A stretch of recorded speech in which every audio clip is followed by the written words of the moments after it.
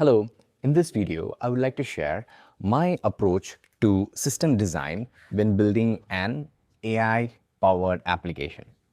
Now, be it an AI-powered application or a regular application, we know that any product that we build has a front end and a back end. Now, the front end is the user interfaces that we build, the UI, UX, basically the user experiences that the end users are going to receive is basically designed in the front end. It's basically what we see, right? Then we have the back end side of things, the things that are not seen by the end user, but this is basically where we have all the logic, right? Essentially the brain of the application is over here. So you have the logic, you have the API, and you also have database connectivity, other AI services that you connect to. Everything is over here, right? Now, I personally, when I build applications, like to have a clear separation of concern between the front end and the back end, right? I like to have my front end code separate and the back end code separate. The reason is you can have the same back end powering like a web UI. You can also have it powering like an Android app UI, right? And you can also make it power like a desktop user interface and even maybe like an Apple app and so on, right? So you can just basically create how many ever user interfaces you want for the same backend. So that's the reason I like to keep the backend code separate from the front end, right? So that's my first approach, right? Like just keeping this clean separation of concern between the front end and your back end, all right? And then once I have the separation of concern, I start with building the backend first, right? So there are people who start just building a front end, like they build all the, the nice UI and everything. And then based on the UI, they go and build the logic, right? So that's something that people do, right? I personally am not a big fan of this approach. I don't build the front end first. I like to build the back end first, right? As I said earlier, once I have that back end well fleshed out, I have an application, right? Because the back end is the application. So front end is more skin deep, whereas back end is the actual soul of the application.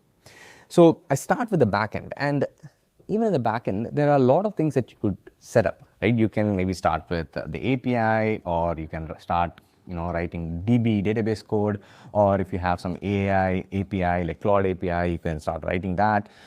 You can start with the logic, and there are a lot of things that you could do even in the backend, right? But I personally like to start with the data structure, the data structures that we will need for our application. And this directly gets inspired by the user requirements.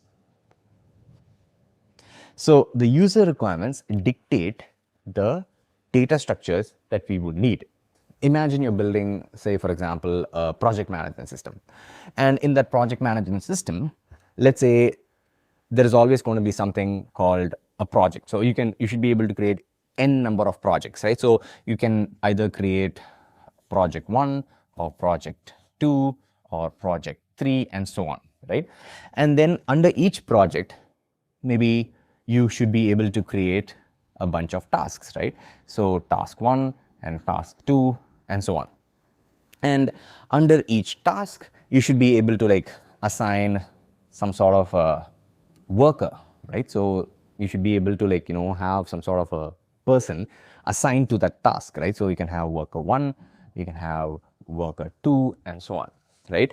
And then maybe under the worker can log their work, right? Log 1, log 2, and so on. So, this is just a very rudimentary structure of the user requirement for this particular app, right? This project management app. But you could very well see that once we map out the user requirements, right? So this is the user requirements.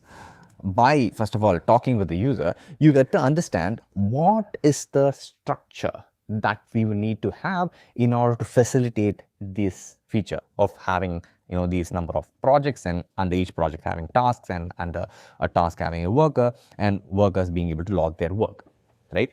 So start with the user requirement and map it into the data structure that you would need, right? So that's where I'll start. So the data structure is the most important part of your application, because once you get your data structure right, your entire application will fall into place, because most of software engineering is essentially just a data structure problem. So get your data models right, okay? So that's where I would start. So once I have the data structure mapped out, and even the data structure, I map it out by means of talking with the user. So it all comes from the user requirements, right? We start with the user requirements, create the necessary data structures, and then based on the data structures, I do a bit of data modeling to create basically the persistence layer.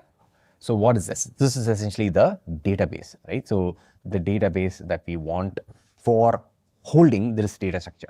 Now, this data store, this database doesn't necessarily need to be like something like an SQL or non-SQL database. It could be even just a flat file, like a JSON file, based on the requirements. It all comes from the requirements, right? So based on the requirements, we need to have some sort of a persistent layer in our application, and I do the research, due diligence, for figuring out the best database for mapping the data structures that we have at hand. So that's the reason we first of all did the exercise of mapping out the data structure based on the user requirements, right? So based on the data structure, we now make the decision of which type of database we want to have. Like it could be NoSQL database, like a document-based database such as MongoDB, or we could have an SQL database like Postgres.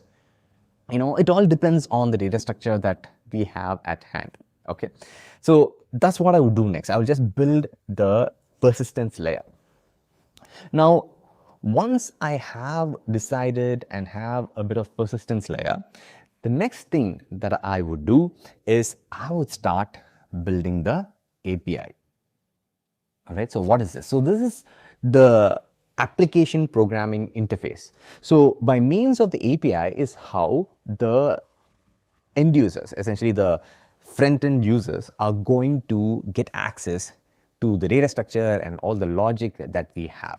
All right, so while I'm building the API, right, so that's where this is where I would have the logic as well.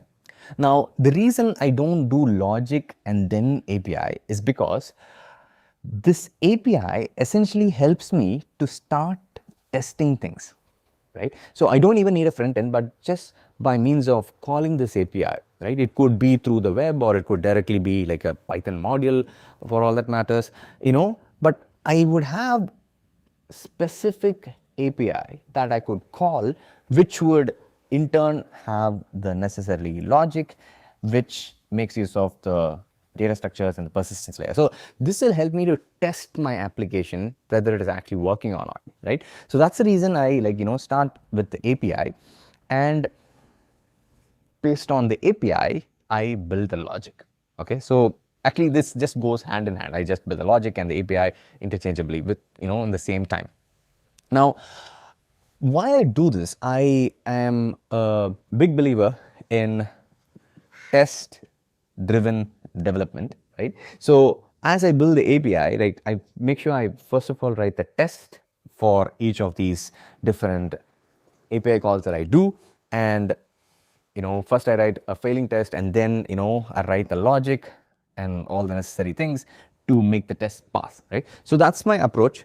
So that I do this so that, like, as I keep building the API, I can move forward with confidence, because like I do have thoughtful tests that have been created to validate that everything that I've built so far is actually working. So this is my approach to setting up the backend. Okay. Now, where does the database and the AI services come in place? So let's look at that next.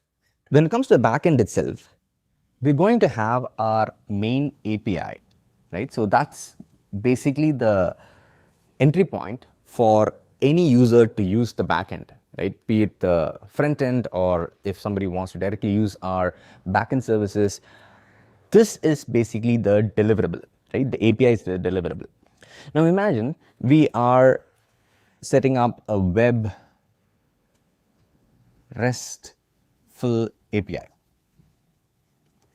Okay, so this could be something like, if you're building with Python, you can just make use of the FastAPI, right? Now, so the user is just going to go to a particular URL endpoint, right? And based on that, the FastAPI does this job for us. It routes us to the appropriate methods, right? The function calls, maybe we just call it function calls, right? So we go and call the appropriate functions based on what the user is asking for. Now, then in the function, we connect to, and based on the requirement, we either talk with the database through its API, or we talk to the AI through its API. For example, we could use Claude API, or any other API, right? So, or we could talk to other third-party services, right, using their API, or we could just have the business logic directly. It just does direct logic without any dependency on other services, right? So all of that happens in each of these respective functions. So this essentially basically how I would set it up. For my choice of database would probably be Postgres if it's an SQL database, and for AI obviously I will be using Claude API, and here I just have logic, and all of this I just write it with Python. At least that's my this is basically my choice of tech stack. And yeah, so this essentially is how I would set up a backend for a AI powered application such as a project management system. And when it comes to the front end side of things, I just vibe coded these days. I go a bit more faster and iterate much more faster using Claude design, and just ask it to make different changes for me in the front end. So the back end is where I spend a bit more time. I actually go a bit more slower into building this and setting this up.